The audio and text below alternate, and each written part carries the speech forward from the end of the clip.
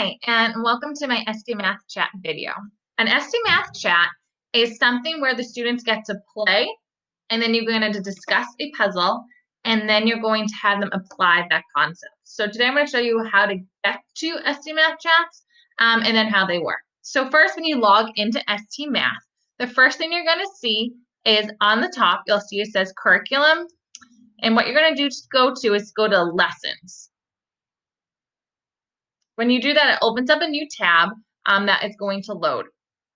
Now you'll see all the grade levels and you can filter it. So if I want to do, say, 5th grade, I can go to 5th grade right here, and I can see all the different puzzle talks. Sorry, SD Math Chats, it's also you can call puzzle talks that are here. So they have ones on place value, addition and subtraction, multiplication. So they have them on a lot of them. Obviously, just not every single SD Math puzzle that there is. So I can go in here, and I know the 5th grade teachers soon are going to be working on rounding decimals. So I'm going to press on that.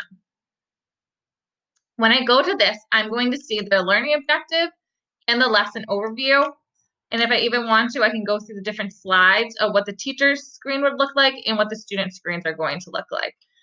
Today, I'm just going to start that lesson.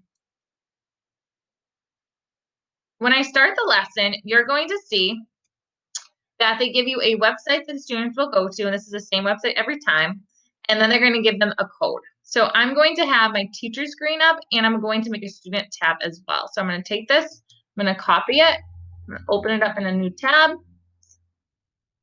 and then I'm going to get the code, and I'm going to put the code in here, and then they ask the students for their first and last name, and then I'm going to say join lesson.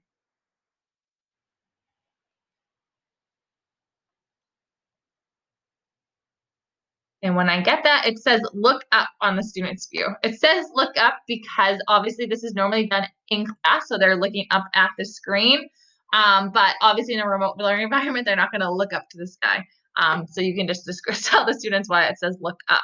So this is what is on the student screen, and I'm going to go back to the teacher screen. And on the teacher screen, I can see my name pop up from the student perspective and see that this means I have good Wi-Fi and that I'm on a computer.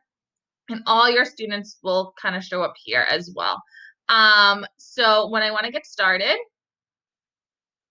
I can just press this arrow. And on the teacher screen, and that you will be sharing the screen with the students, it says rounding decimals, and you tell the students the objective today. Describe strategies for rounding decimals to various place values. And you can see on the student screen, it still says look up. I will go to the next screen, and I'm going to say get ready to play some puzzles. And then the students are going to see this on my screen, and they are building a bridge. So basically, students are get to play a puzzle for 5 minutes, and as the 5 minutes goes, the bridge will get more and more and more. You don't have to wait for the whole 5 minutes, but if you want to, the kids can see kind of how their time is passing through the bridge being built. And on the student screen, what you're going to see is a puzzle for rounding. So the students are going to play this puzzle by themselves for 5 minutes. This is the play part of play, discuss, apply. And they're just going to move and say 873. Where do I think that is? Maybe I think that's 700. I'm going to watch my animation, round to the nearest 100, see where it is on my number line, and see, oh, I see what I did wrong though. So let me try this again. So 873.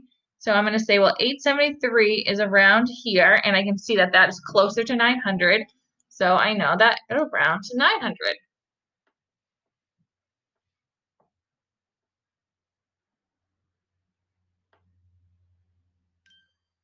And the students will keep playing their puzzles again for about 5 minutes. And on the teacher screen, you can see that if you're sharing this with your students, that this is being built.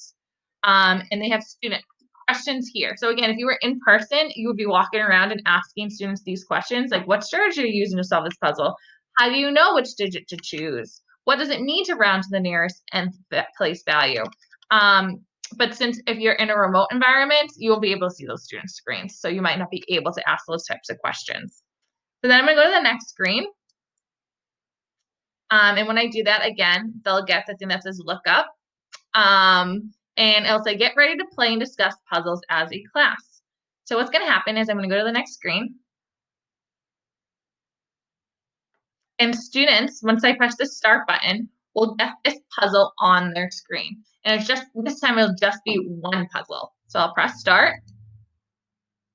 And I will go to the next screen. And I will see on my screen, I have this. So 23.48, round to the nearest 0.1, well, 23. And I want to go to 0.48. So maybe, I don't know, maybe I think it goes here. And I press the arrow. So now my answer has been submitted. And then when I go to the teacher screen, I can see that one student responded out of the one students that are in the class. I'm going to stop. And I will get this cool graph of what each student had put as their answer. So then I will know as a teacher how students are understanding that concept. So then we can then go through the puzzle together and I can discuss them. What strategy are you using to solve this puzzle? And have a whole group discussion with my students about this one puzzle.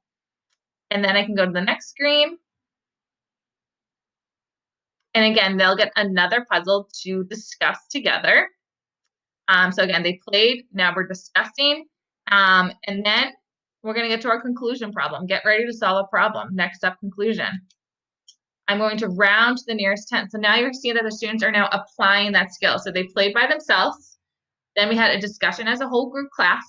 And now they're going to apply that concept without the ST Math number lines. So you're going to ask the students to do this. They can think of their own, share with a partner, and then discuss with their class. And then from there, the ST Math chat is done. And then hopefully you can have them apply that knowledge to what you're teaching in class. So you can see there's different time limits on there. It's like the 5 minutes for the playing, the discussion might take you about 10 minutes. The application might take you 5 minutes. So this probably total will take you about 20 to 25 minutes in your classes, depending on how your discussions goes with those students. So again, I just wanted to show you guys how to use ST Math Chats, and hopefully this was helpful and something that you can use in your classrooms. Have a great day.